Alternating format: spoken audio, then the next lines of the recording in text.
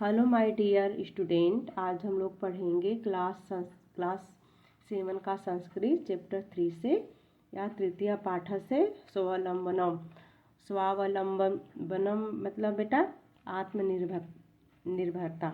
आज हम लोग इस चैप्टर का अभ्यास और हिंदी में एक्सप्लेन सारा हम लोग साथ में करेंगे।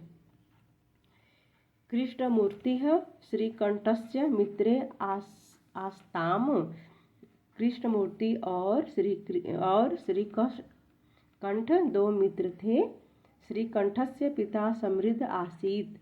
श्रीकंठ के पिता धनी थे, अतः तस्य भवने सर्वविधानि सुख साधनानि आसन्। इसलिए उसके घर में सभी प्रकार के सुख साधन थे। तस्मिन् विशाले भवने 40 स्तंभा। उसके विशाल घर में 40 खंबे थे। तस्य 18 प्रकोष्ठेषु 50 ग्वाच्छाः 44 द्वाराणि षष्टिशतः विद्युत व्यंजनानि च आसन्। उसके 18 कमरों में 50 खिड़कियाँ, 44 मतलब 44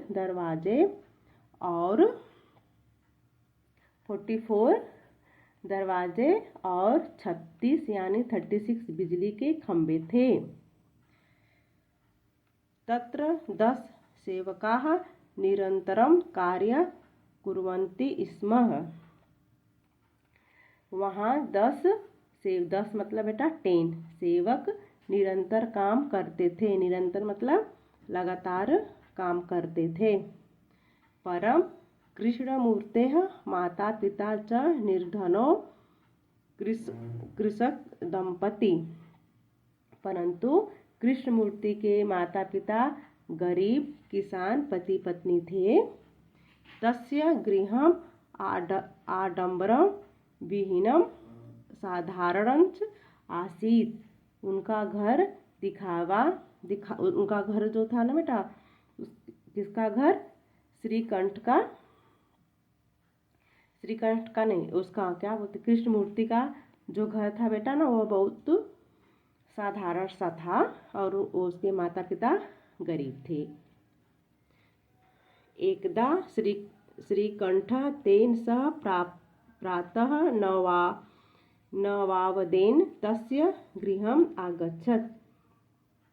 एक बार श्रीकंठ ने श्री मूर्ति के साथ सुबह 9 बजे उसके घर गया। किसके घर गया बेटा? वो अपने उसका दोस्त था कृष्णमूर्ति के घर गया। तत्र कृष्णमूर्ति तस्य माता पिता च स्वशक्त्या श्रीकंठस्य आतिथ्यम अकुर्वन्। वहाँ कृष्णमूर्ति और उसके माता पिता ने अपनी शक्ति अनुसार श्रीकंठ का अतिथि सत्कार किया। एतत् दृष्ट्वा श्रीकंठ अकथयत्। यह देखकर श्रीकंठ ने कहा, हे मित्र, अहम भवतां सत्कारेण संतुष्टो अस्मि। हे मित्र, मैं आपके सत्कार से प्रसन्न हूँ। केवलम इदमे मम दुःखम एततौ गृहे एको अपि भृत्य नासीत्। मेरा केवल यही दुख है कि तुम्हारे घर में एक भी नौकर नहीं है। उसको बेटा बहुत दुख हुआ कि उसके मित्र के घर में एक भी नौकर नहीं है। वो सब अपना काम खुद से करते हैं। किसको दुख हुआ? श्रीकंठ को बहुत दुख हुआ। मम सत्कारा भवतां बहु कष्ट जातम। मेरे सत्कार के लिए आप बहुत कष्ट उठाए। मम गृहे तु बहवः कर्मकराः सन्ति। मेरे घर में तो बहुत सारे नौकर हैं। कृष्ण कौन सा श्री कंठ ने बोला बेटा, मेरे घर में तो बहुत से सारे नौकर हैं। तदा कृष्णमूर्ति अवदत्, तब कृष्णमूर्ति ने कहा, मित्र, हे मित्र, ममापि अष्टौ कर्मकरा सन्ति, मेरे भी 8 नौकर हैं।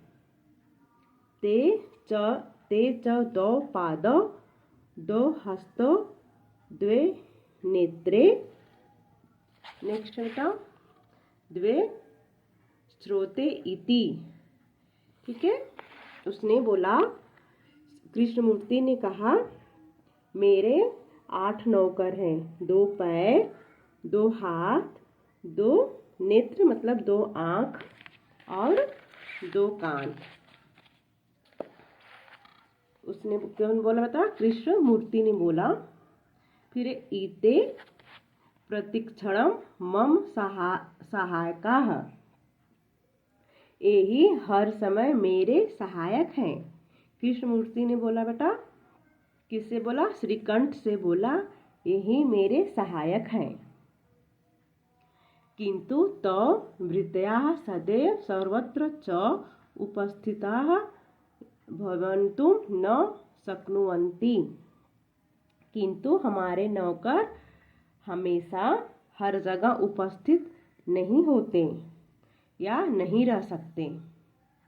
त्वं तु स्वकार्याय भृत्याधीनः, तुम तो अपने काम के लिए नौकरों पर आश्रित हो, यानी अधीन हो, उस पर निर्भर हो, अपने नौकर पर निर्भर हो। यदा यदा ते अनुपस्थिताः तदा तदा त्वं कष्टम अनुभवसि। ठीक है, जब यदा मतलब बेटा जब जब, तदा तदा मतलब बेटा तब तब, जब जब वे अनुपस्थित होते हैं मतलब जब जब आपके नौकर नहीं होते हैं, तब तब तुम कष्ट का अनुभव करते हो। जब जब आपके नौकर नहीं रहते तब तब आप लोग कष्ट का अनुभव करते हो। स्वावलंबेन तु सर्वदा सुखमेव न कदापि कष्टम भवति। आत्मनिर्भर, स्वावलंबन मतलब बेटा आत्मनिर्भर, आत्मनिर्भर तो हमेशा सुख ही होता है और कभी कष्ट नहीं देता। नेक्स्ट बेटा, श्री कष्ट अवदत्, श्री कंठ ने कहा, मित्र, हे मित्र, तव वचनानि श्रुत्वा मम मनसि महती प्रसन्नता जाता। हे मित्र, तुम्हारी बात सुनकर मेरे मन में बहुत प्रसन्नता हुई। कौन बोला बेटा, श्रीकंठ ने कहा, हे मित्र, तुम्हारी बात सुनकर मेरे मन में बहुत प्रसन्नता हुई। अधुना अहमपि स्वकार्याणि स्वयमेव कर्तुम् इच्छामि, अब मैं भी अपने कार्य स्वयं यानी खुद से करना चाहता हूँ। भवतु सार्ध-द्वादशवादनमिदं, सार्ध, एक बार मैं इसको पढ़ रही हूँ बेटा, सार्ध-द्वादशवादनमिदं भवतु सार्ध-द्वादशवादनमिदं। अच्छा 12:30 बजे, अच्छा 12:30 बज गए हैं। सार्ध-द्वादशमिदं बेटा 12:30, 12:30 ओके बज गए हैं। सांप्रतम गृहं चलामि, अब घर जाता हूँ, अब घर जाता हूँ। बेटा अगर ये इसका एक्सप्लेन समझ में आया तो मुझे आप लोग बताइएगा कि कैसा लगा इसका एक्सप्लेन। अब हम लोग इसका अभ्यास करेंगे बेटा। ठीक है, यह जो था चैप्टर बेटा, ये दो मित्र पर था, एक गरीब था और एक अमीर था। इसका अभ्यास करेंगे बेटा। उच्चारण कुर्तः, इसका उच्चारण आप खुद से करिएगा। अद्यो लिखितानां प्रश्नानुत्तराणि लिखत, इस प्रश्न का उत्तर दीजिए आप लोग। मैं इसका बेटा इस प्रश्न का हम उत्तर अपने नोटबुक पे लिखे हैं, मैं आप लोगों को दिखाती हूँ।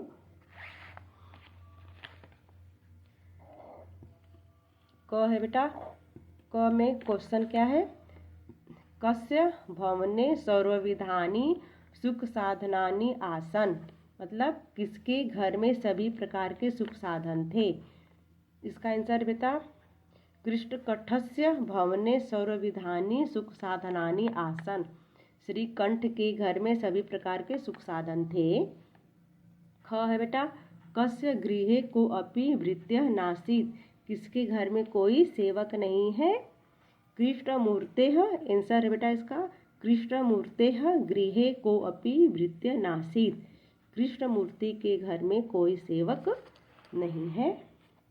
ग है, श्री कंठस्य आतिथ्यम ने अकुर्वन्, श्री कंठ का अतिथि सत्कार किसने किया।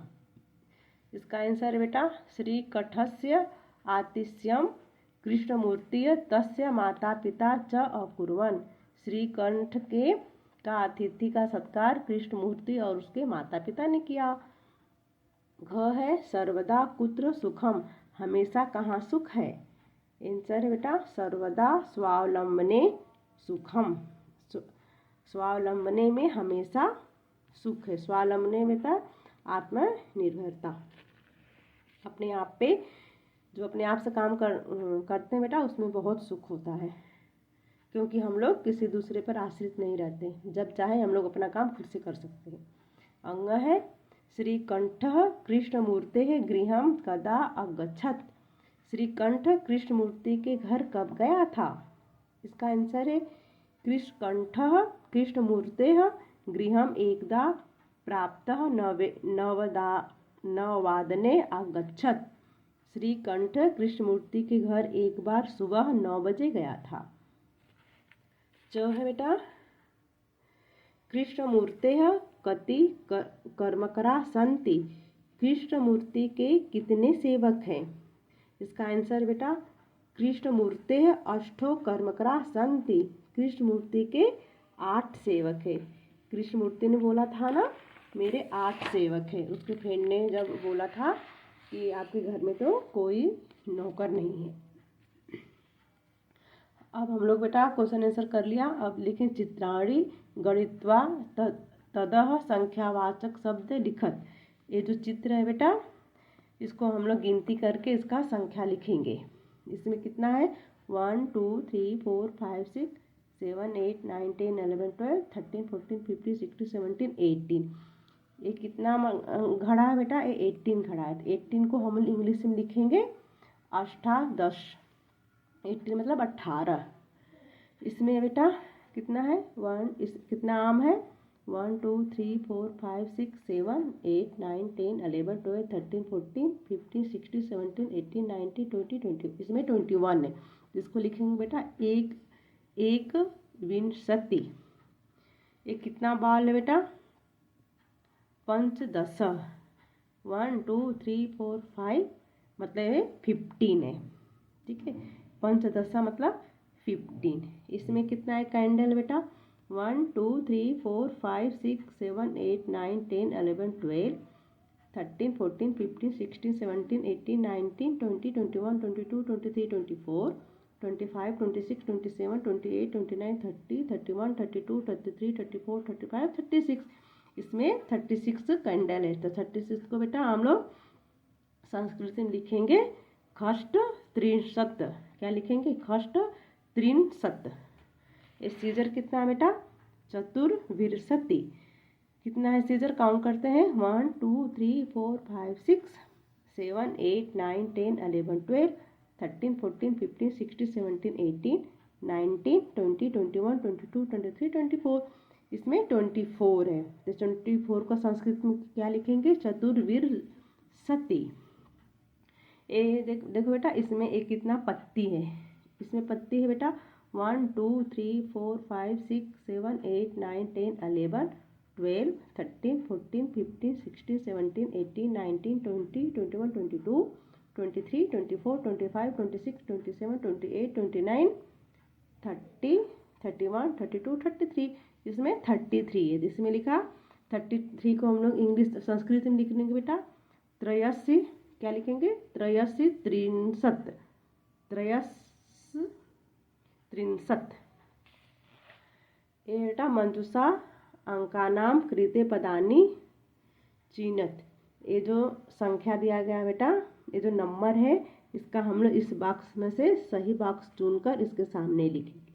ये लिखा है 28, 28 को हम लोग संस्कृत में पढ़ते हैं अष्टाविंशति, 27 को सप्तविंशति है, 30 को बेटा त्रिंशत्, 31 को एक त्रिंशत्। नेक्स्ट बेटा हम लोगों का 24 को हम लोग लिखेंगे चतुर्विंशति है, 40 को लिखेंगे चत्वारिंशत्, 50 को लिखेंगे पंचाशत्। ओके, इसमें बेटा चित्र दृष्ट्वा मंजूषा पदानि च पुंजति वाक्यान रचत। ये जो बॉक्स में आप लोगों को पद दिया गया बेटा, जो शब्द दिया गया, इस शब्द को जोड़कर आप 3 वाक्य बनाइए। देखो हम लोग पहले वाक्य बनाएंगे एषः कृषि क्षेत्रम, ठीक बेटा, एषः कृषि क्षेत्रम। यह है एतो कृषको खनन कार्यम कुरुतः। इसमें है ना बेटा, इसमें क्या है? एषः कृषक क्षेत्रम, मतलब किसान खेत को जोत रहा है या हल चला रहा है। ये बेटा ये क्या कर, एक खुदाई कर रहे हैं ना फावड़ा से, तो 3 चित्र बनाए ना 1 2 3। ये 3 चित्र को देखकर हम लोग इस बॉक्स से हम लोग को 3 वाक्य बनाना है। तो हम लोग तो 2 बना लिए। पहला एषः कृषक क्षेत्रम, ये हो गया। सेकेंड है एतो कृषको खनकार्यम कुरुतः।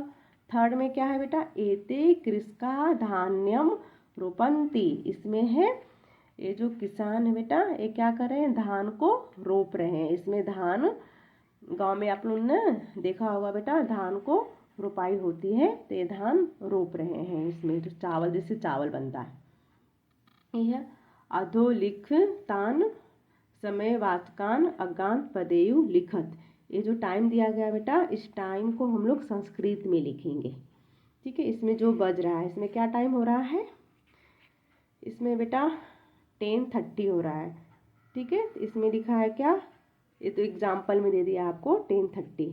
ये 7 को सप्तवादनम, 2:30 सार्धद्विवादनम, 11 एकादशवादनम, 4:30 सार्धचतुर्वादनम, 1:30 सार्ध-एकवादनम, 5 पंचवादनम, 3:30 सार्ध-त्रिवादनम, 9 नववादनम, 12:30 सार्ध-द्वादशवादनम, 8 अष्टवादनम, 7:30 बेटा सार्ध-सप्तवादनम। नेक्स्ट क्वेश्चन है हम लोगों का, मंजूषा पदानि चित्वा रिक्त स्थानी पूर्तः। ये जो बॉक्स है, इस बॉक्स में से एक शब्द चुनकर रिक्त स्थान को भरिए, मतलब इसको फिल करना है आप लोगों को। इसमें हम लोग लिखेंगे बेटा खंड ऋतवः भवन्ति। यह मासः द्वादश भवन्ति, इसमें 12 लिख देंगे। एकस्मिन् मासे, इसमें लिखेंगे बेटा त्रिदशंत अथवा 1 दिशवा भवन्ति। बेटा फरवरी मासे सामान्यतः, इसमें लिख देंगे अष्टवाविंशतिः। इसमें लिखेंगे बेटा दिनानि भवन्ति, क्या लिख देंगे? फरवरी मासे सामान्यतः अष्टवाविंशति दिनानि भवन्ति। ये मम सिरे दो हस्तो अस्थः।